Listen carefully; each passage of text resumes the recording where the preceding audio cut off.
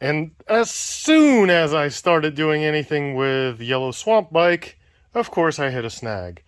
So I figured I'd start with figuring out if anything is expensive, like forks or front wheel or something like that, and the tank. But I started with forks. So I pulled it up on the ABBA stand, which is a little bit of a weird setup. As you can see, I kind of had to jerry rig some things. I kind of had to use a piece of plywood because the stand is actually too wide for my lift table. So I can't use it, but I wanted to try using it anyway. It will be great on the ground, but not so good on the handy lift. But anyway, as soon as I started pulling the forks, I found so many seized bolts. So the axle, I had to get the breaker and really kind of go at it. The fender bolts, I just drilled out. Drill is still probably smoking a little bit.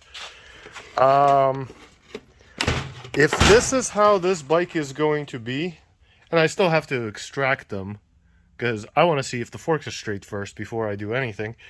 If this is how it's going to go, I have a feeling I might have to, you know, change my mind on fixing this thing. Because if I'm spending $1,000 on stuff and have to drill out every single thing and have to spend money in drill bits because, sometimes they break or sometimes they get dull or whatever, I'm not 100% sure this will be worth doing.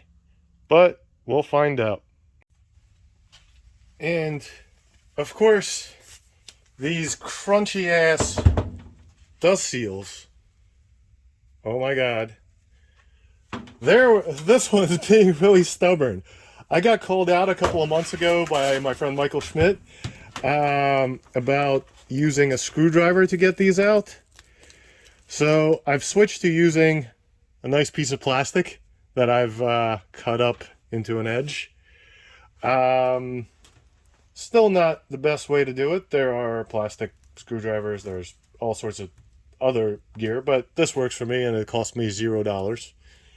But let's see if these things are straight, because if this turns from $1,000 project into a $1,200 project, we're going to be having a very different conversation about this bike. Just because I'm not huge on doing things just for the sake of doing things. I do have to kind of make a little bit of money.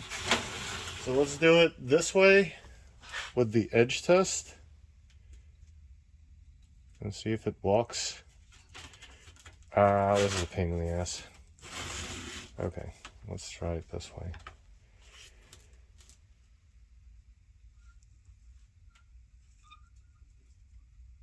That movement was me. That movement was me.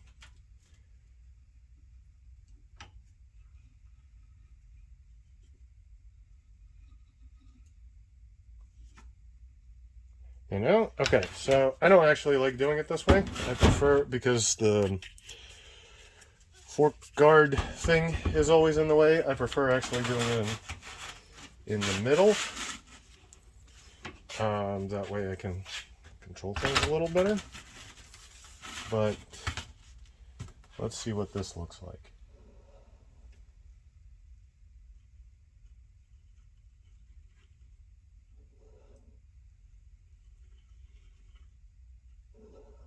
Look at that needle. I don't know if you can see it. I hope you can see it. Find out in a second if you can see it or not. But that needle is not moving. Okay, so this is a straight fork. That's really exciting. That means just do the chrome polish thing. Do the fork seals. Service it, whatever. And it will be sellable.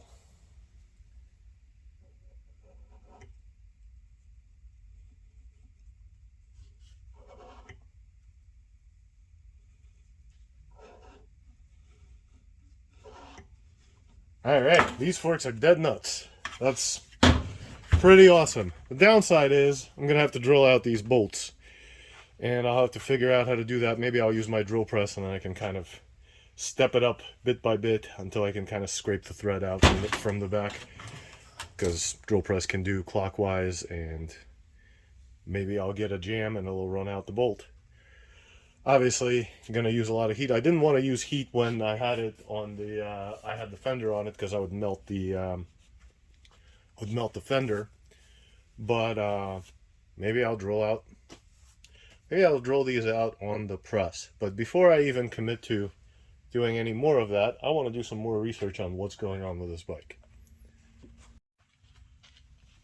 Since we know it ran, and because the ABBA stand makes it pretty much impossible for me to drop the oil right now, well, at least not with my oil pan, I'm going to have to start looking from the top and see what I can see.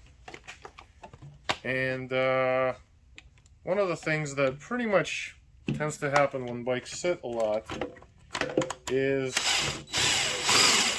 critters start making a home of the airbox. So I want to see what the filter looks like. See if I need to add it to the shopping list. Oh my god, do I know how to use a screwdriver? I obviously don't. See if I need to add a filter to the shopping list. See what see that there's nothing, nesting in there. So start from that. Plus it'll give me a pretty decent idea. I should be able to look down. Well, no, I won't, because the throttle bodies are going to be in the way, but I can at least look down and see what the throttle bodies are like before I pull them. And oh hey, there's a filthy Can-N in here. Well, the inside's clean. The outside could use a service, but hey, whatever. Serviceable, so free. Well, free with a kit. So that's cool. There are some leaves here and there, but the secondary plates look pretty clean. It didn't have any codes, so we know that they move. So I guess the next step is to pull the airbox and see what else happens down there. Half of this is for just morbid curiosity, and half of it is to actually get the bike properly cleaned so that I can see if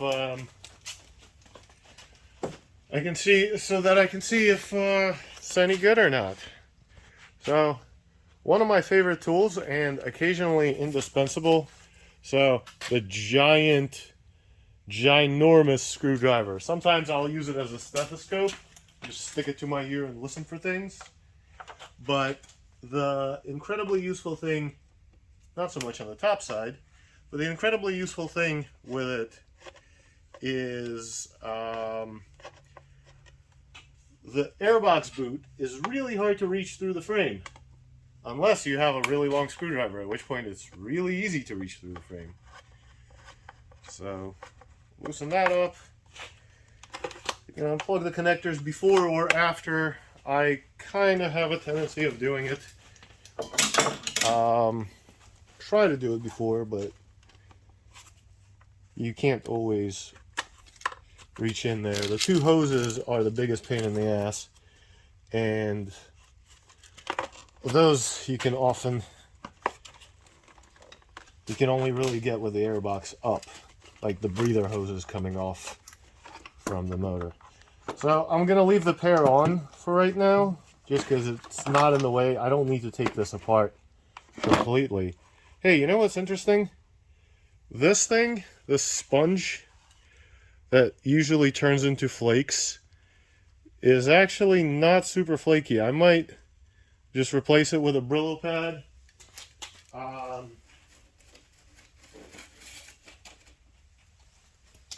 Just so that I don't have it flake out later.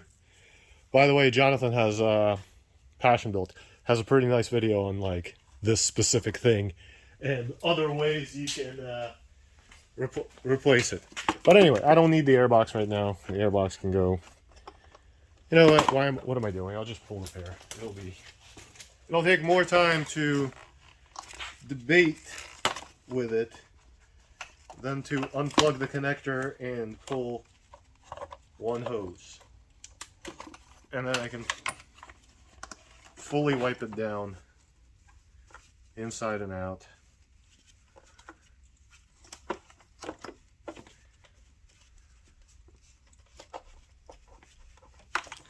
The trick with these hoses is to not so much pull them, but to turn them.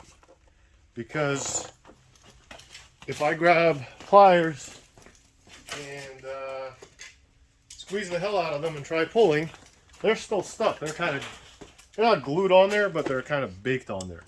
But if I grab pliers and turn them and break that bond, I don't have to squeeze very hard, so I'm not going to break a tab. I'm not going to kill a hose. But as soon as they turn just a little bit, they'll slide right out. And then you don't have to, chew up hoses. So anyway, airbox out of the way. Let's see what we've got.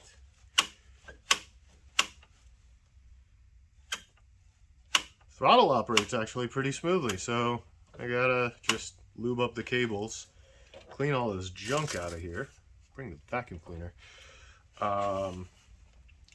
Alright, next logical step would be to pull the throttle bodies and try to look down and see if I can scope the valves and then maybe do a compression test. Just to see that there's no big rust going on in there. Well, let's do that. I got nothing but time. And this is going to be the most random video ever because there's no procedure I'm following. I'm just screwing around, poking at things, checking what strikes my fancy to check. Once again, a long screwdriver makes life much easier. Alright, hopefully these aren't baked on like crazy. Give it a little pull. I really don't feel like disconnecting any of the connectors right now. And I guess I could. There's no reason not to. But just in the interest of time, I just want to get them out of the way. I don't want to spend all night fighting with connectors and stuff. Alright, so let's see. Do you want to move?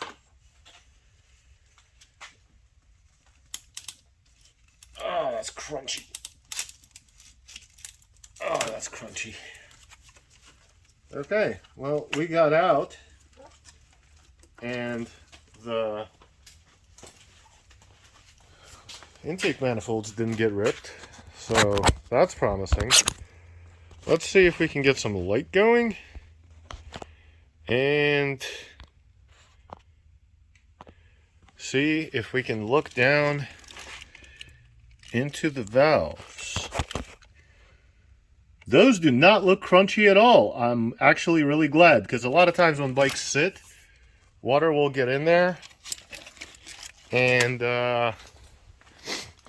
they'll look like rusty death, which is not the case here. Come on, focus. Yeah, a little bit of carbon on them, but nothing that running the bike won't fix. A really good way to get rid of carbon is to spray gas at it. So next, I guess, will be compression test. And I want to pull the pump out of the tank and see how bad it is inside the tank. Because it's not bad from the top, but it's not good either. Alright, lights back on. See, there's a little bit of surface rust. I'm not too worried about that. What I am more worried about is deeper in there, Hey, look, splashy gas. What I am more worried about is deeper in there what that looks like. And the tank, more or less, came out pretty good. There's a couple of dings on it, like this little guy here. There's another one on the other side, I think.